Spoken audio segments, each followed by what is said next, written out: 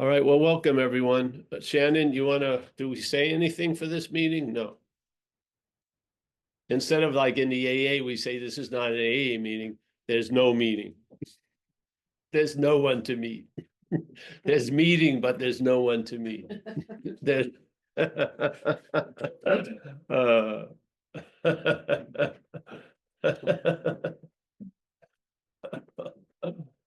yes. All right. Let me pull myself together.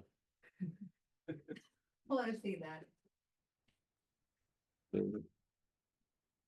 Well, this is a talk under the banner of non-duality. I think everyone knows that. And non-duality, as we take it, is just simple language interpretation. Not duality, two, not two.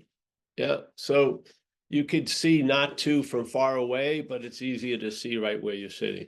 Right where you're sitting, the not two doesn't want to be seen, really. It'll see a lot of two here. Yeah, this and that person. But when you look inside, not inside, but what's going on, there's obviously a subject-object modality. Yes? Yes. Now, the subject isn't a true subject. It's an object masquerading as something else. And then the body is the object. Yeah. So the head is talking about the body sometimes, so that at that moment you feel like an object. Sometimes you're taken to be the thinker of the body, which means you're the subject. And sometimes the subject of the body feels the body sort of as a prison, but they're so matched together because there's not one without the other in a sense. So the subject thinks it could pull away and be some free subject, but it's of the body. Yeah. And this is the dilemma. So when the subject's looking at anything, it's looking at it as it pertains to a body, which is the object. So subject, object, not two. So they have there were simple like sort of rulers that you could use. And one of them was from a man named Huang Po, where he said, whatever can be perceived cannot be that which is perceiving. Pretty clear. Yeah. So here we are. What do you call perceiving? Would it be seeing things or something like that? All this stuff. So whatever thing is seen is not that which is perceiving. It falls under the category of the perceived. Yes. Yes. So the head has it mixed up. The head says that which can be perceived is what's perceiving, and it calls it Paul or Jeff or Sydney or someone like that. Yes. So Sydney now has a separation from that which it's not separated, which is the body. Yeah. So it thinks it's in a body or has a body, but it's of the body, the voice that we're listening to and everything. The basis of it all is the I am, which is neither subject or object. Yes, it's just the existence of whatever arises or doesn't arise. So head, whatever can be perceived cannot be perceiving. Go into your head. Your head's whole narrative is based on the perceived is what's perceiving. Yeah. Now, do you want to go to the 800th chapter about the book? You can see everything right there. Yeah. You can see everything right there. If you look at a thought system, and that thought system is actually happening now, but it's occupied by there and then, what more do you need to know about the thought system? I mean, if the living is now and the head is about there and then, why would you like to live under the guidance of the head? It's going to go, there's the possibility of you can respond to what's happening. You don't have to be brilliant to do that. You don't have to be educated or study. You're here, you're feeling, seeing, tasting, touching, and you can come to some pretty good observations, like what works and doesn't work. Yeah. But if here is really a construction of a mental state, which is a mental here, some of us really wanted to get out of here big time. Even though here seemed to be had the right temperature, cushions. I have 2 cushions, so my ass is happy. Here seems to be very hospitable, yet there's a drive to get out of here to a better here, which is not here, obviously. The better here is never found here. It's always in a there or a then. You don't need much. Yeah. You don't need much. You don't need like thousands of hours of study. You just see, just like we had a little joke years ago about the aliens, and the aliens, an alien planet sends us a scientific team to study us, and they have a 10-year window, and they're well funded and everything like that. They land in America, and after about 15 minutes of looking into it, they called up their planet and said, well, we've come to our conclusion. What about the next 10 years of study? It says any civilization that has profit over the health of the citizenry is insane. Yeah, there's no what's there to talk about? Yeah, that's insane. So there you go. But why do you have to go to the 50th example of insanity? You got it in one example. Yeah, you can hear the message, whatever can be perceived cannot be perceiving, and you will suddenly see that which is assumed to be perceiving is not what it is perceiving. Yeah, what happens? I don't know. Find out. Maybe you'll travel lighter. So now, a lot of times in this world, I was just talking to some of the neighbors here. In this world, the movie, they don't like what's happening in the movie, and so they want to change the movie, but then changing the movie is part of the movie. Yes. And it goes on and on and on and on and on. How about see it as a movie before you start wanting to change it? Yeah. Because the changing, it's just like when I was young, you would think you were rebelling from a system. Rebellion's part of the system. It's part of it. It's all been, and then the rebellion will become the newest fashion statement in a few years. They just absorb it and it just keeps going. It's just the same, just like Neo had the news broken to him by that architect in the third Matrix, whatever, that he was the seventh savior of the programming of the Matrix. He thought he was the one, but there were seven the ones. Yeah, do you see it? So something happens where a reality given gets suspected. Yeah. So because we are reality.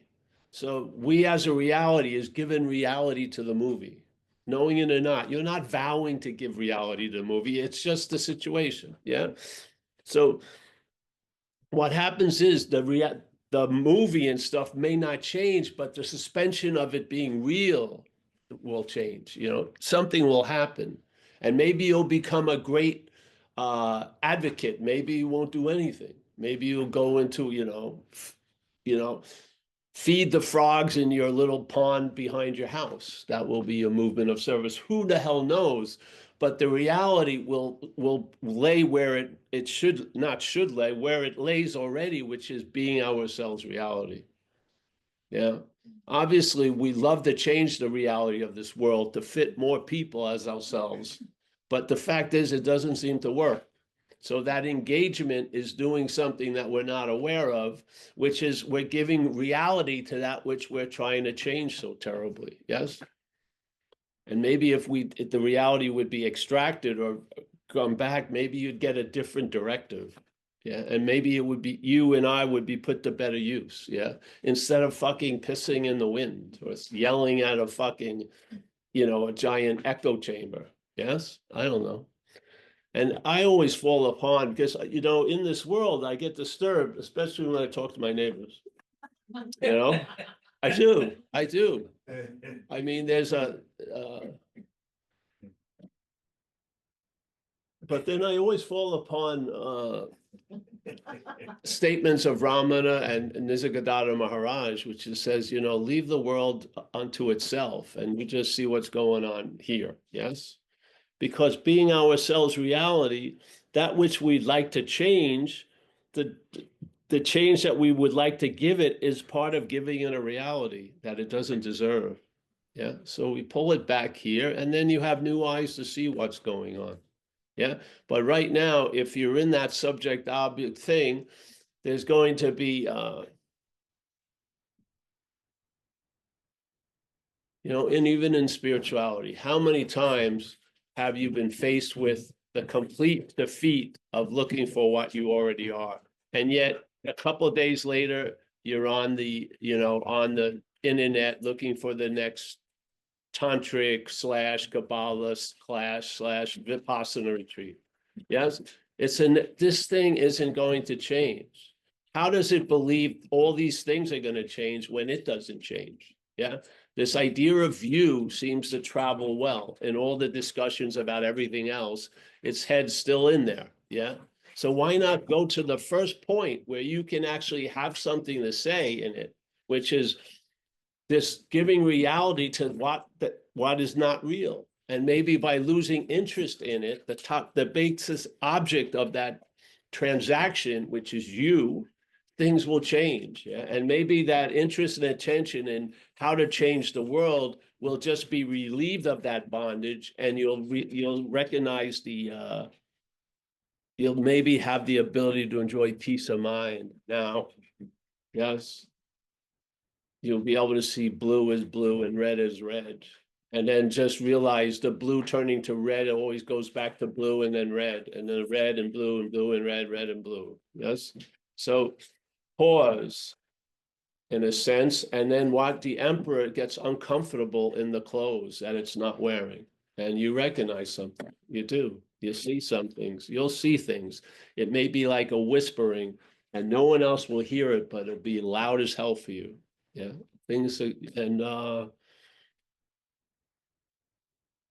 hoping to make a new basis out here that just is another framing of the old basis. I would just see the change to occur here. And it's really, there's no change to the changeless. You just realize the fact that you're not that which you took yourself to be, and then you fall under the category of being ourselves reality. What is being ourselves reality doing? Dreaming. Yeah, and being ourselves reality, we're dreaming. Yeah, and in that dreaming, there's a sense of a dreamt, which takes the dreaming to be real, to reinforce that it's real.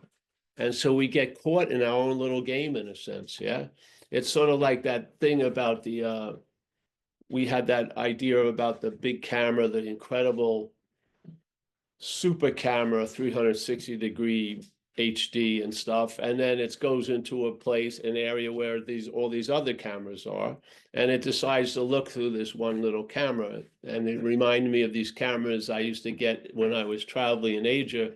There would be like a little cardboard box with a plastic lens, and you can only take like 12 pictures or something, and then you throw it away, really.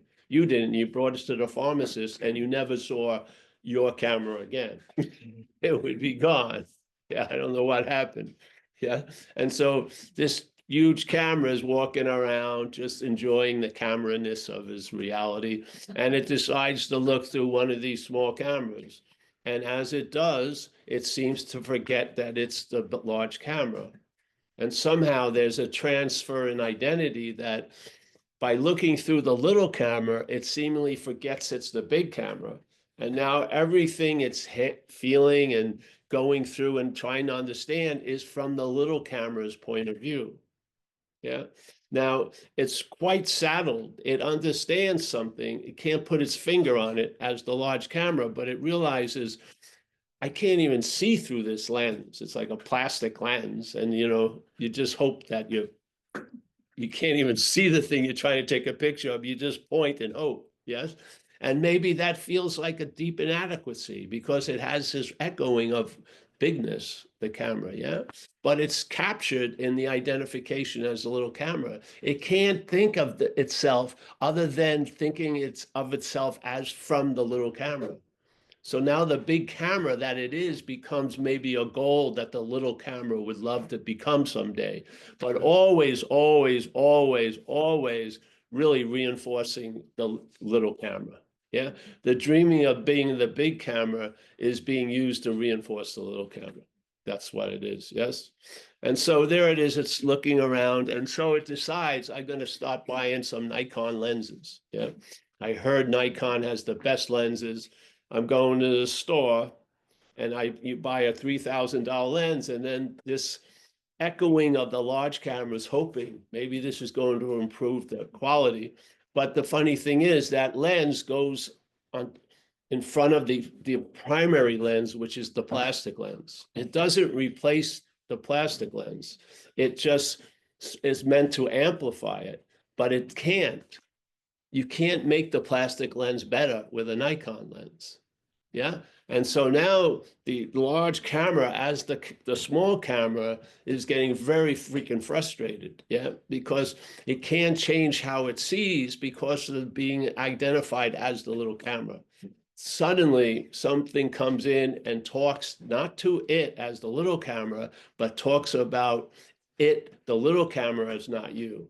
And then the large camera gets the satsang. It hits it. And then finally, after all they're trying to improve it or get out of it or do whatever, it realizes it's not it. That was the money shot, so to speak. And what happens? Find out, I hope. But in this case, what happens is the possibility of moving away from the small camera becomes available. It's not trying to move away from the small camera as the small camera, which doesn't work. Very clearly doesn't work. So now it's recognized it's not the small camera, and then suddenly it's apart from the small camera. And that suddenly tells you it's always been apart from the small camera. It was never the small camera and then bought its, freedom from the small camera. No, it was never the small camera. It was under a delusion. Yeah. And it was living its life as a big camera through the definition of the small camera. And actually the discomfort and the irritability and the restlessness was actually an incredible sign that something was off. Yes. That, in other words, the suit was too tight. Yeah. The suit could not become skin. Skin moves with you and everything. The suit is too tight. And yet what handcuffs the seemingly handcuffs the larger camera is the identification as a smaller camera, because the time before that is forgotten and time starts as the little camera. Yeah. And I feel, and of course, the little camera and how we look at through it, it looks like a lot of shit should change. It has to change.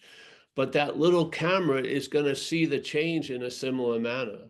Like who said, the new boss is the same as the old boss. Yes, this is what happens. And this happened with me here around 6 years into into sobriety. So I got struck sober in 1988, got introduced to a way of life called recovery. And I was in that way of life, and a lot of things were changing and things were getting better. And it was about 6 years, yet there was still, yes, yeah, something was going on unbeknownst to me, because it was unbeknownst to me because it was presented as me. So it was definitely, I didn't know it was going on because it was going on as me. Yeah, and I had no idea to question that. I hadn't met anything. The spirituality I ran into was like having that thing meditate. It wasn't questioning the thing so much. It was just like, let's get it cooled down, calmer, monotone, or loving gazes, or like this. And so I knew I had done something in my life. I mean, since I was a kid, the change was very drastic. And it seemed interminable. It didn't seem like it was ever going to end. And no human power could change it. No consequence, no punishment, no pleading from love, from my mother, nothing. Yeah. And so I'd given it my best shot, and I entered a real hopeless state. I'd been in this program for 2 years. I felt better. I was thriving in an institutional setting. I started having friends and feeling alive again. And then I graduated from there, and they didn't have any bridge to out here. And then I got taken over again, went on a 10-month run, and then ended up getting struck sober. Yeah. And so 6 years, 7 year, I kept reading this chapter because I was leading these workshops in it. And it says self manifested in various ways, is what has defeated us. Being convinced of this. Being convinced, that's the condition, yeah? Of what? Self. Manifesting in various ways. So that's the activity of what we call self, is manifesting. It's manifesting, yeah? It's unbeknownst to us, is using us to manifest through, but self is manifesting, and we're being defeated by its manifestations. Very clear diagnosis, convinced, yeah? But every time I read the idea of self, it was felt like, let's say, maybe an ego or something like that. I never saw it as foreign until I did. My head read the word self, and I saw it as foreign to me. It was amazing. Very quick, and then immediately a door opened that I didn't know was even there. It just looked like a wall, and that door was, I can be free from it. Yeah. My taking myself to be it had me trying to be free as it, and trying every manner, not every, but enough everys, manners to try to be free as it, when it was really, I needed to be free from it, and inherently I am free from it, which is beautiful. It's not like, oh, this was like the Herculean task, and now I have super Herculean task. No, I am that. Yeah, I am that I am. Yeah, I am not, I am used to reinforce the idea of Paul, and then a trajectory of time and space living an interpretation of that Paulness, until, of course, like everything that is unreal, it runs out of gas and it falls out of the imaginary sky. And yes, yes. All right, so you get it finally. Wow. Feel like, hey, I can be free from it. Boing. Then it told me how I'd been trying to be free as it since I was about 7 or 8. Gave me a quick scan of many years, pointed out just this one little thing, self trying to get out of self. Wow. Whammo, biggest knockout I ever had. Still standing up, completely knocked out, changed everything, even changed the talks we were doing. People would come to do a workshop and write down, realize they're not using pens anymore, and I'm just off on satsangs. There is no, the bondage of self is listening without questioning the narrative of the head, which is constantly talking to us as a self, as a thing. Yeah. And the incredible thing, then so much stuff got revealed. One of the big ones was, there's never been a self. It has a tricky move in time. It talks as if there is a self. So in this moment, when we're listening to the narrative, the basic assumption that it doesn't even say out loud anymore is you already are a self. And it's talking about being that self and how to be better or worse. Yes, but the assumption that's insane is taken to be completely so normal. Oh, and so you're saddled with, if that's the case, while you're listening to the head, this is the case, the only possibility is trying to get out of it, really. Because you're in it for sure, because the head, oh yeah, you're a self, and let's think about what you need to do as a self or whatever.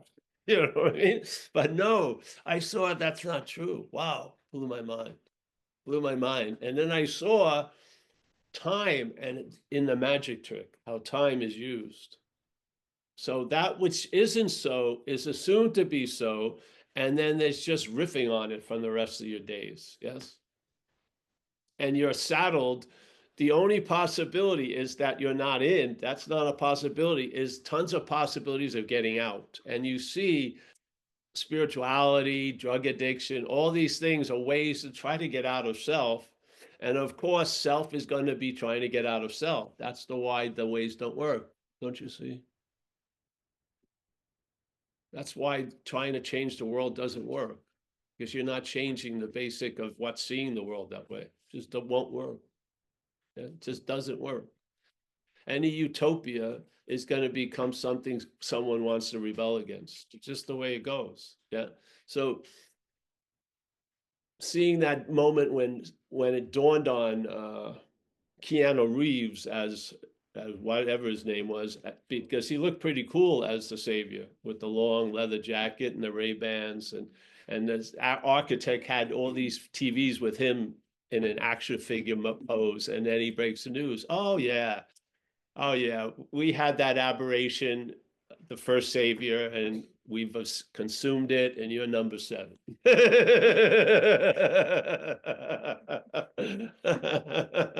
So what would happen if Jesus was the number 8 Jesus?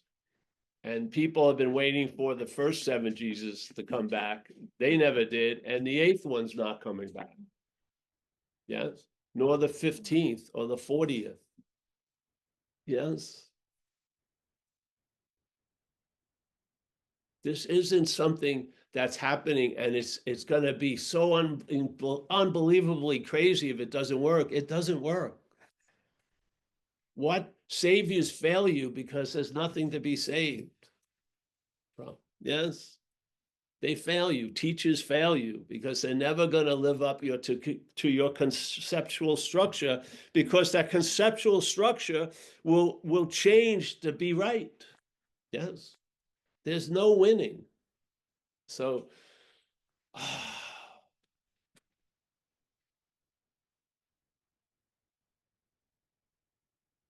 since that day in AA, first of all, it changed a lot in my relationships with people, for sure. I was going to be a big circuit speaker. That's canceled immediately. I thought people would love to hear this message. People didn't like to hear this message. And they combined that didn't like into the messenger.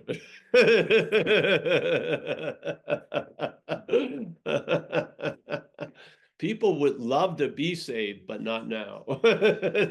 They have some requirements to be saved. First requirement, I have to be there. That keeps postponing the saving. Wait a minute, it's readily available now. Wait a minute, I have some requirements. It's the head, it's the head, it's the head. Your most intimate moment is still the head, in a sense. Yeah. What you are isn't transferable to this. This is dreaming. Yeah.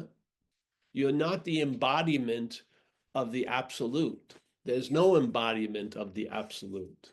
The absolute, there's no embodiment of.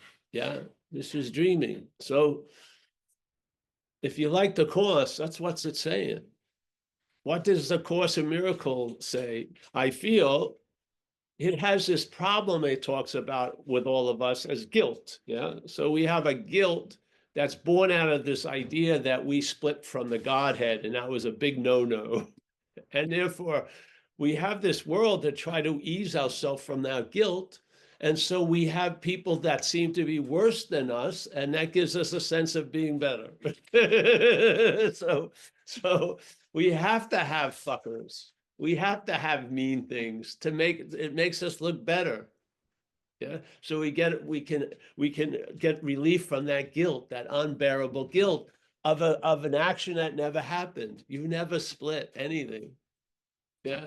The same thing with the prodigal son in the New Testament.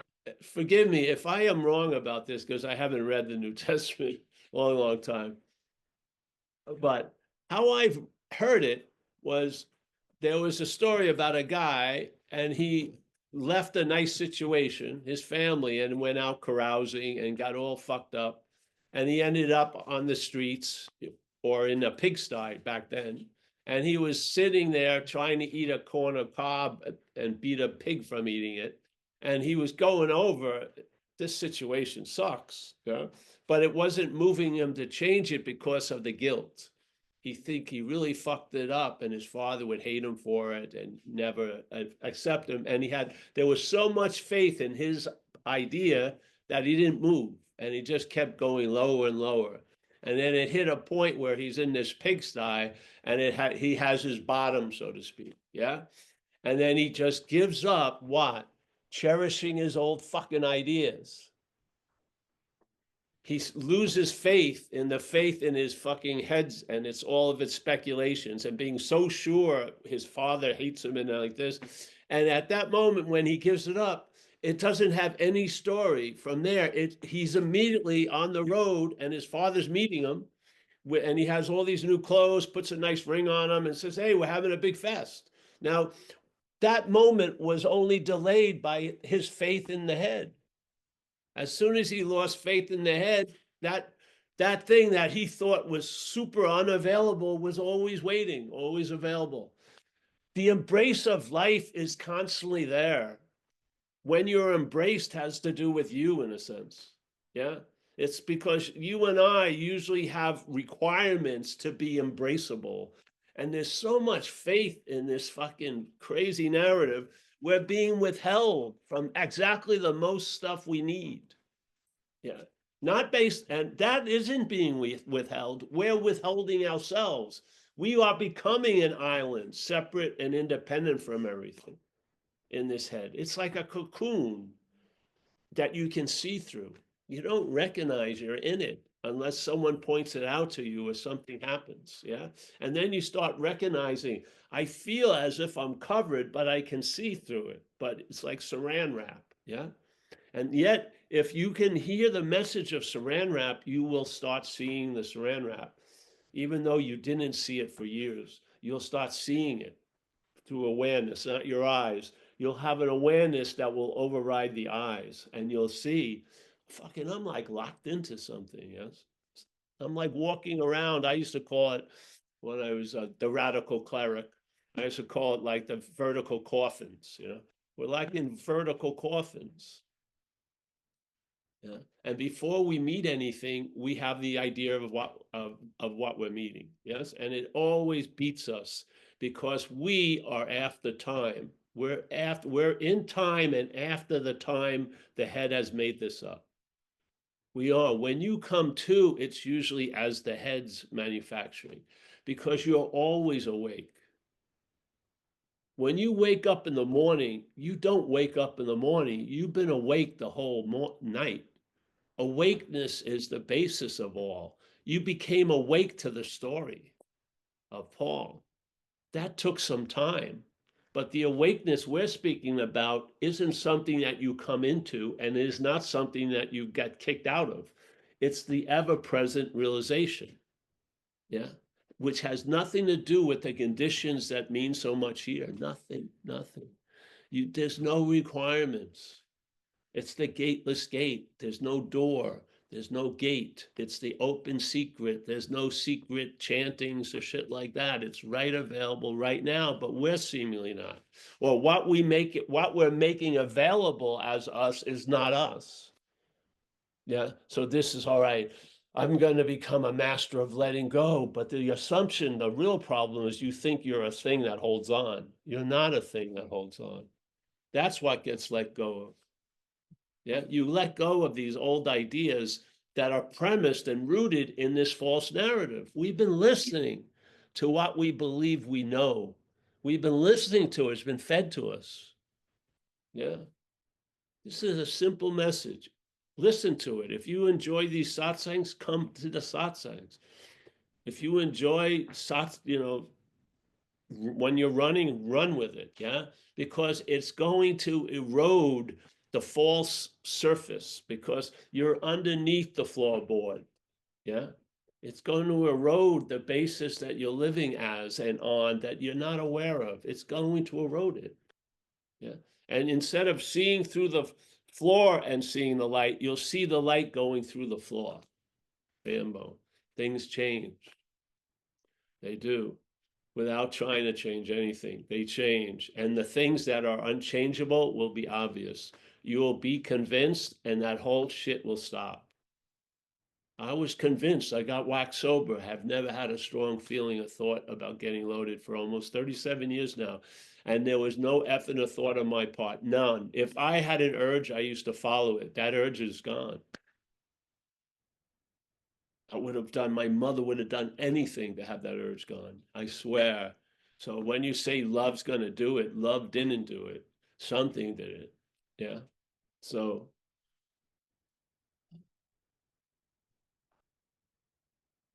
you can take like 4 statements, very small statements. Whatever can be perceived cannot be perceiving. Can't use the Buddha to seek the Buddha.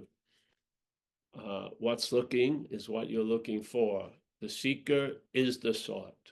These all things will collapse the imaginary time and space. They'll collapse it. You don't need a giant vice like spiritual vice. No, just like that. Boom. Just immediately, the time and space that we are in seemingly is filled with a lot of shit. And just gets squished, and here you are. Yeah.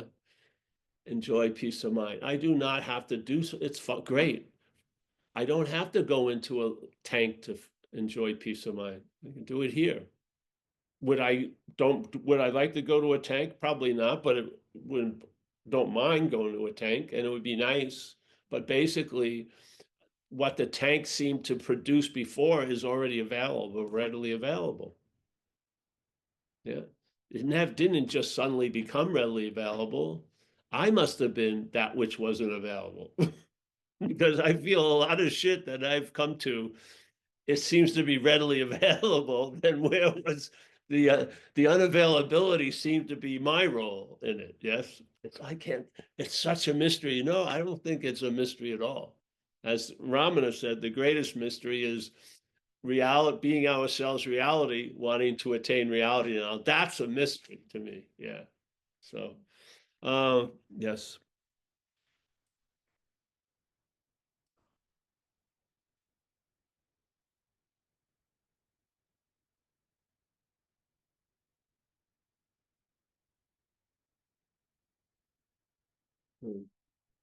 Yeah.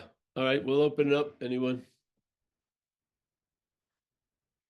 This is what I hope non-duality as presented in Zen Bitch Slap affords. Yeah. A simple invitation to the dinner you already are at. Yes. Yeah. So we have two people with their hands up. The first one is Utilizatil de Zoom. You can come on in. It's a long name. Yeah, hey Paul, this is James from the Florida Panhandle, brother.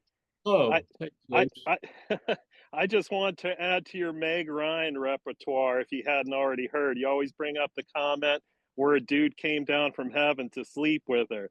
Well, I Yeah. don't know if you know, but Sunday during the Super Bowl, Hellman's Mayonnaise paid $8 million for every 30 seconds just the airtime for her to recreate her orgasm eating a sandwich. I'm not joking, it's true. So she's 63 years old and she's still making millions of dollars for her sex appeal, which I gotta agree with you. I'm chuckling a little bit. Wow. Jeez, I gotta call the Super Bowl people. Maybe I could get a gig. Yeah. I'll pantomime enlightenment. I'll take $1 million. Wait a minute. Here I am. Alignment. Oh. I like Hellman mayonnaise.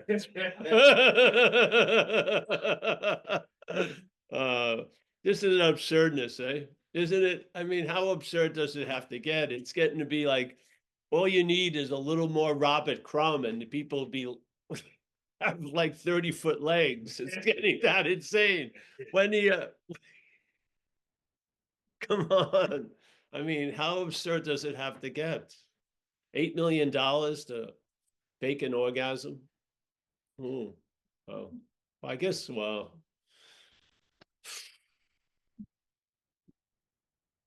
I'm not going to go there.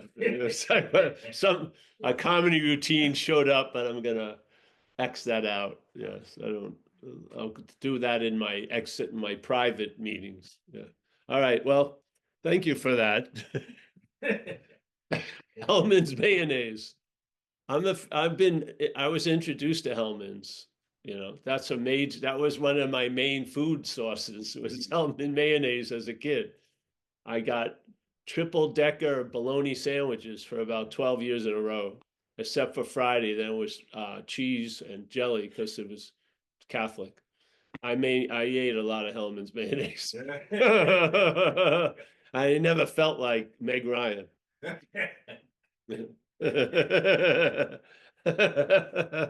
My hat's off to her. She's 63. She got a nice job. Fucking great. Yeah. What's the what's the guy who sold the picture of a piece of duct tape on a banana that went for about $20 million? Yeah, yeah. Remember the little duct tape, I think. Oh, wow, what an incredible creative idea. 20 million. I mean, she is crazy. All right, We have Annette. what? Annette has her hand up.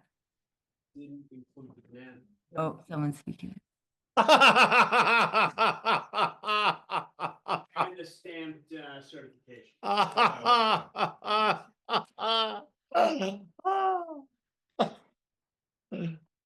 Oh, forget it. Well, whatever. All right, anyone? Yeah, Annette, go ahead. Hi. Hi, Paul. Hi, everybody. Can Hey, you hear me? yes, we can hear you. I can hear you. Everyone can hear you. Cool. Yeah. Yeah, man. I have so much going on in my mind right now. Like just whatever. I just threw up my hand because whatever. But because like I totally got distracted, which is great with this Meg Ryan thing. Because I just need to say, because I do love that movie, City of Angels, and from my perspective, it was that he couldn't feel what it was mean to be human, and that's why he was having a what would like a like a like an like an unusual angel experience. So he was starting to feel emotion, but he couldn't feel it completely, and so because he was having this, he was hanging around a library, and that's where he met her. It's like he saw this woman coming, he couldn't understand why he had an attraction to her. So somehow or another, I don't understand the meaning of it, but like there was another angel he met that also fell for his wife and whatever. So he gave up his wings for that, which was to really feel humanity. Anyway, so that was my take on it. And yeah, it was actually a classic that was remade. It was a black and white originally. And Oh.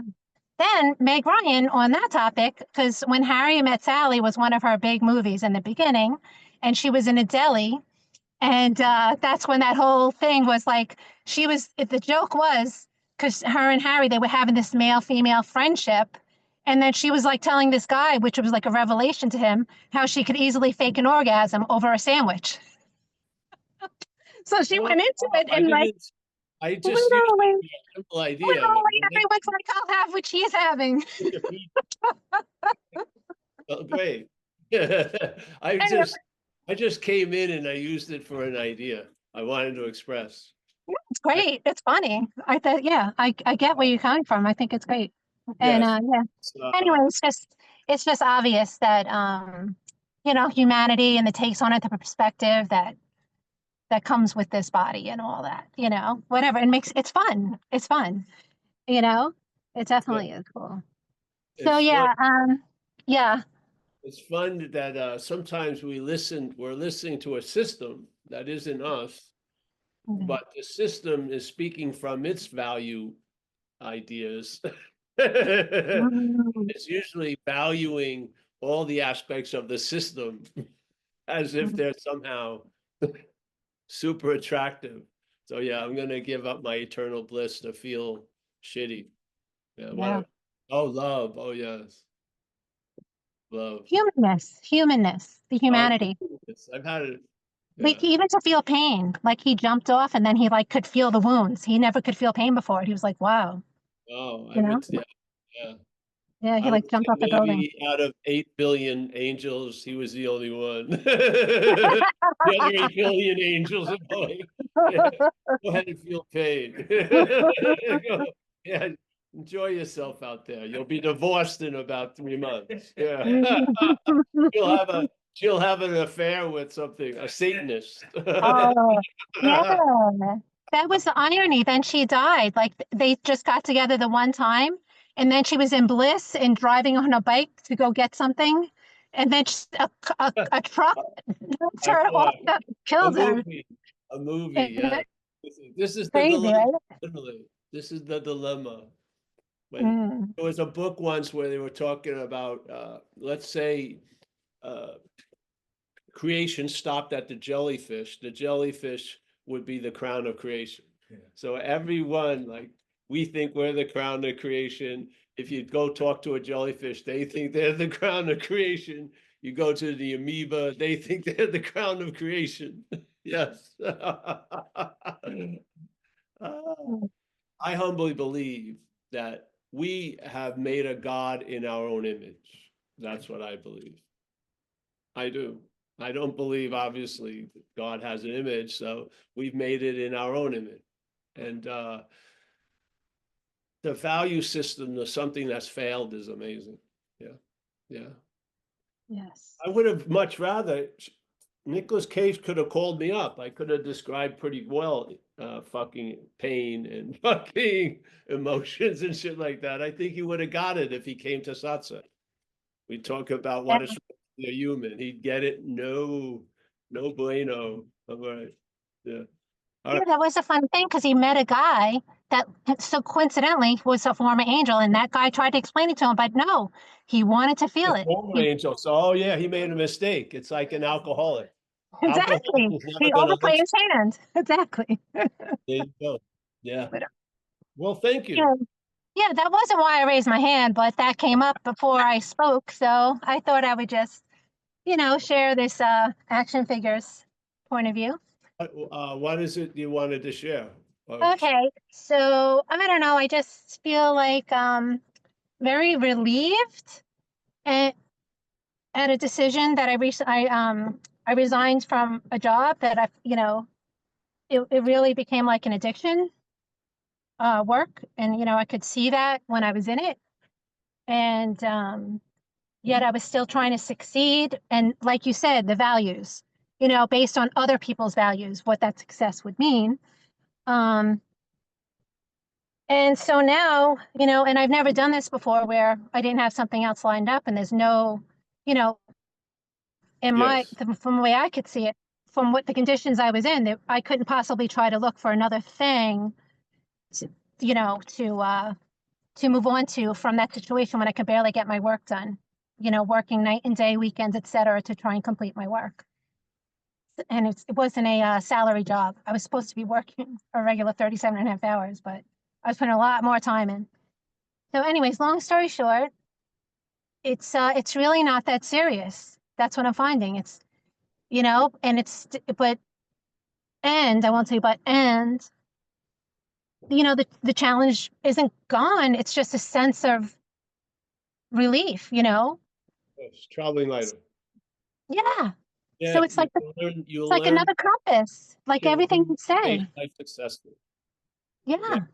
You can And like, actually have a life that you're not always doing what you don't want to do. You can have a life doing something else. Yes. it's profound. Yes. Yes. I'll I just just came from, yeah, the commit, you need to step out for that stare to appear. that's If you what's wait happening. for it to be guaranteed, it won't appear. If you step out, Mhm. the stare appears, I found. Yes. I tried it in AA, it's worked for 37 years. I Mm. started to take chances, step out, and something always caught me. Yeah, before Mm. I was paralyzed because there was so much faith in the fear-inducing thoughts that it's never going to work out. I didn't move. Yes, Mm-hmm. I was being sort of mummified by the faith in the head. And then when I would had the balls to try something, I remember the first time, it was trippy, because the action figure was definitely damaged goods.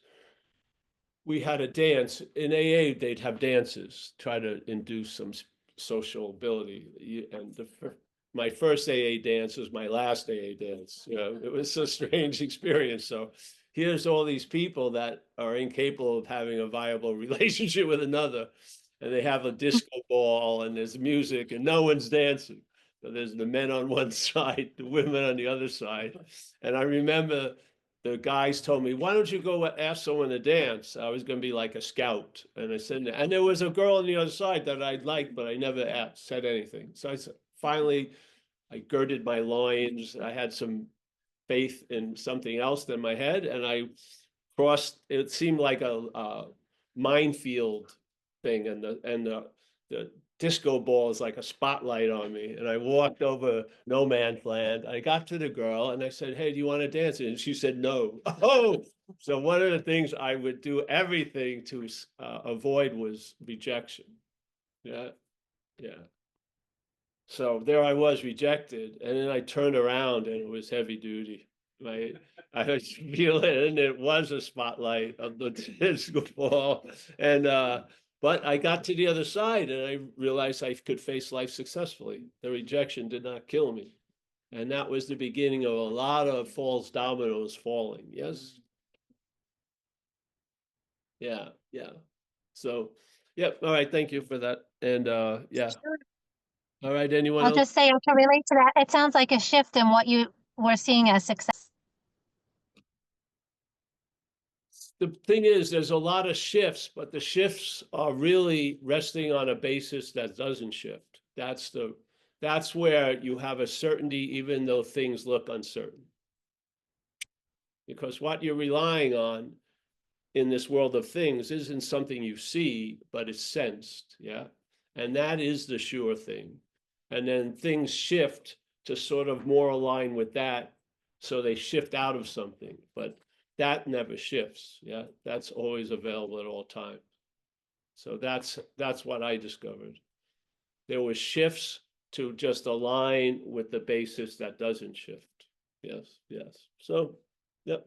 All right, anyone else?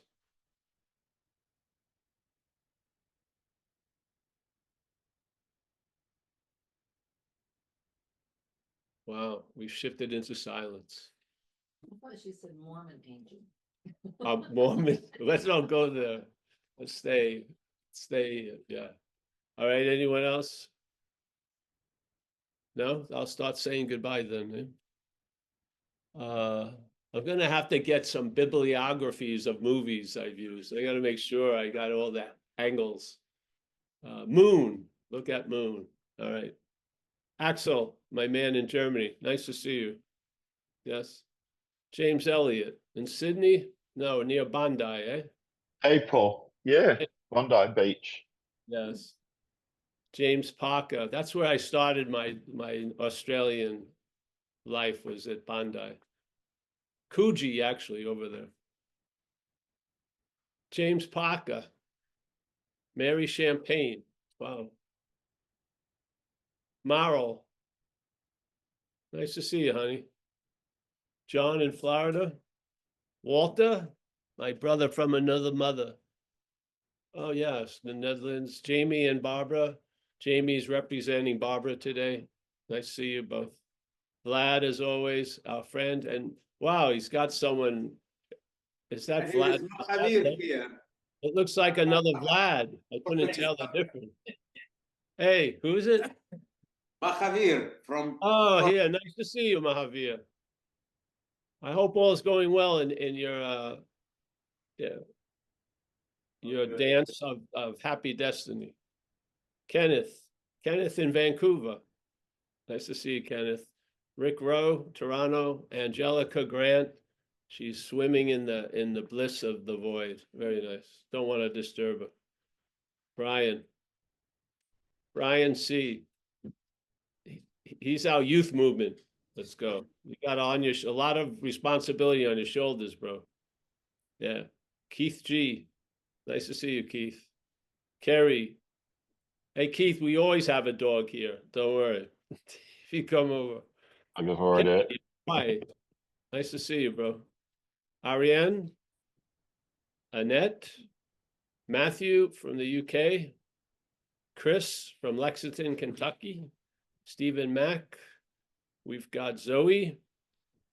Zoe, our friend in Japan. Nice to see you, Zoe. Saraswati.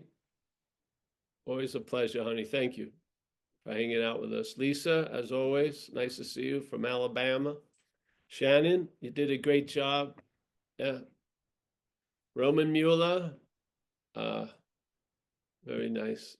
I'm going to go to the next page. David Bitterman. Eric and Vista. Oliver is dressed up. You going to court, Oliver? Yeah, no court? All right. Saraswati, Shannon. Hey, thank you, everyone. Hey, we'll be going back east in April. We'll put it up later, but at the end of April. And yeah, and schedule will keep going as it goes. And any whatever. See you later. Thank you. Thank you, Paul. Cheers. Thank you, Paul. Pleasure. Thanks, Thank Paul. you. Ciao. Thanks, everyone. And thank you, Paul. Yep, you're welcome, man. Bye, Thank you. Really Paul. appreciate everybody here and great pleasure. Thanks. Thanks, Thank you. Paul. Great Yeah. simple. Lots of love to you, Paul. Thank you, Paul. Adios.